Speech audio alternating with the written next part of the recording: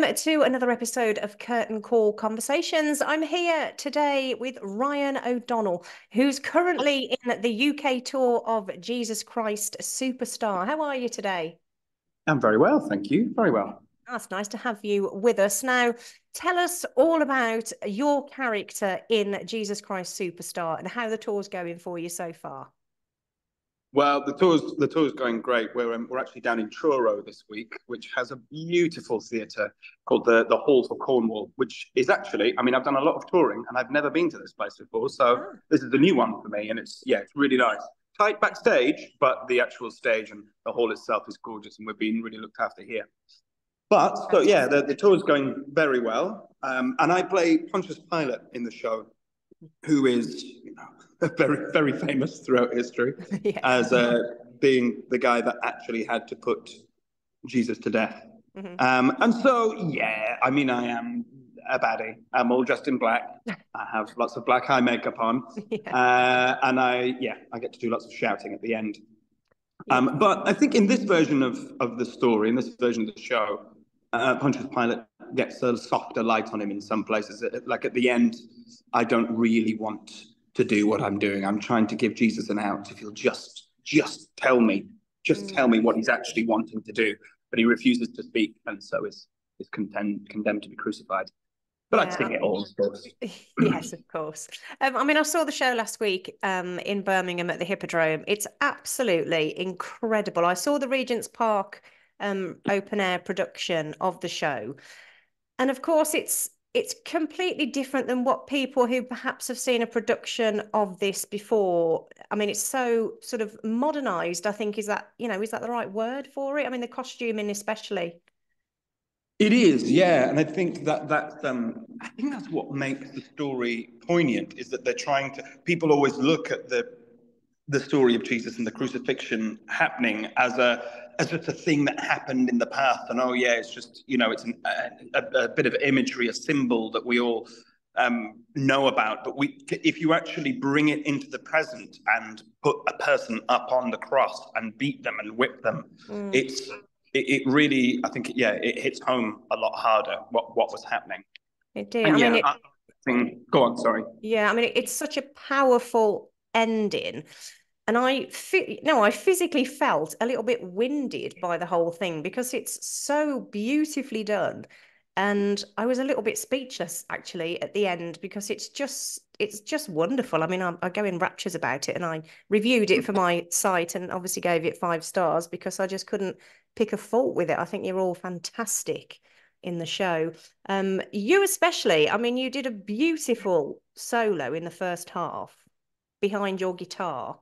I mean, it was just stunning. I mean, what's it like for you? Obviously, the actor muso thing is a bit more familiar with musicals now. You know, there's been quite a lot of musicals that do it. So how do you feel that experience is for you being able to take a guitar on stage with you? Well, for this particular show,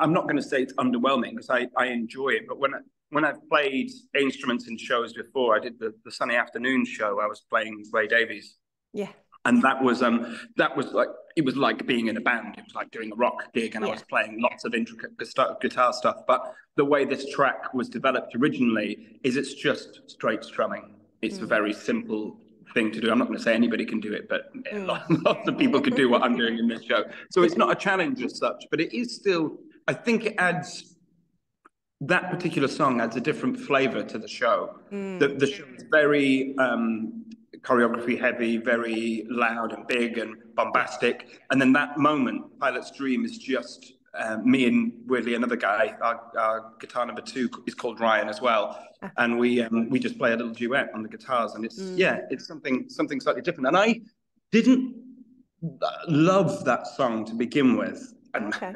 because it's very low in my voice, and Ah. I was whispering it all. But now I've sort of exercised my lower larynx a little bit. It's Yeah. a lot more comfortable, and I really enjoy it. And I think a lot of people that come to watch the show go, "Oh yeah, I really loved that moment. Just a change It, of dynamic." yeah, absolutely. Because as you say, it's a rock. it's a rock musical essentially with, Yeah. you know, the music as such. I mean, the opening scene, the music, it's also loud, as you said, and it kind of really draws you in. So to have that quieter moment with you is stunning, and it absolutely was. I thought it was wonderful. So going back to you and your career, I mean, you've been in some big shows. You've done Tina Turner musical, which was great. What, Yeah. who did you play in that? I played her Australian manager, Oh, okay. who doesn't really turn up until the second half when we move into the 80s. But yeah, I Yeah. played Roger, her manager, who sort of helped her relaunch her career, really. Oh, Yeah. okay. And how was that show for you? I mean, it's doing so well in the West End. It's great. My partner actually works on that. She's the associate director for it Oh, now. wow. And yeah, it's great, and it keeps moving and every new cast that they get in brings it to life, and it's all over the world as well at the minute. I think they've Yeah. got it in Australia and they've got it in Germany.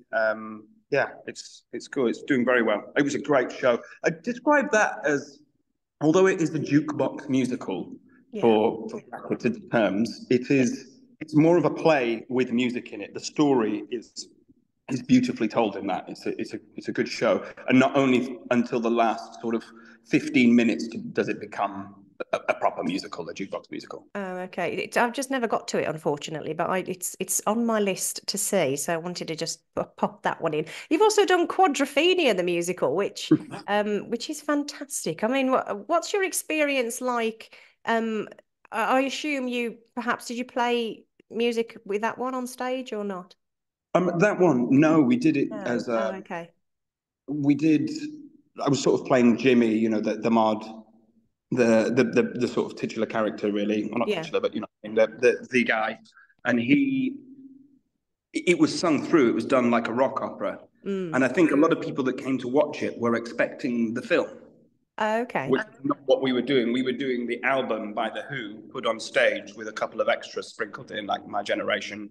Mm. Um, and a lot of people weren't expecting that, but I loved it because it's Mm. one of my favorite albums ever. I love the album so much. So being given the opportunity to play with it was yeah, it was like a gold mine for me. Yeah, absolutely. So how did musical theatre start for you? There, really. Oh, okay.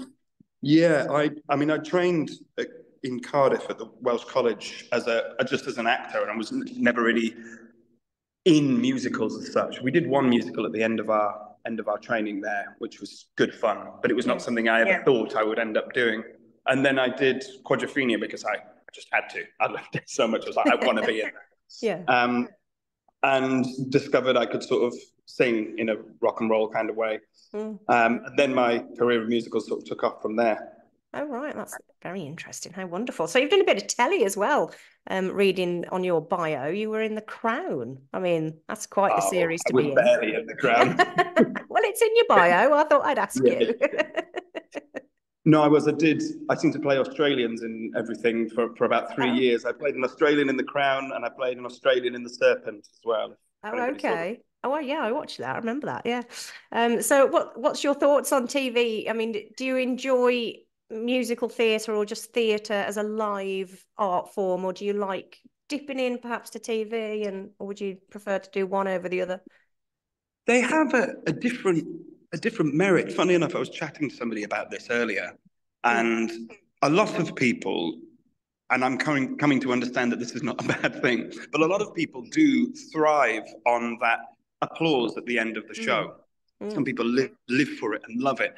I'm not necessarily there for that. I'm like, yeah, okay, bow, let's get gone, cool. Yeah.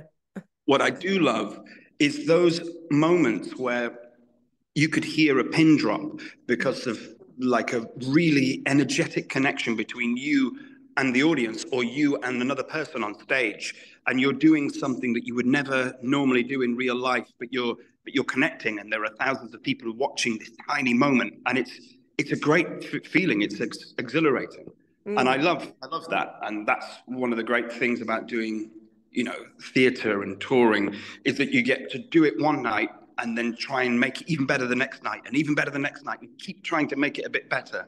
Yeah. Whereas you do a bit of TV or film, because I shot a great film about 2 or 3 years ago with Roth. from the Traitors. He was Oh, my director in that. Yeah, yeah, yeah. oh wow.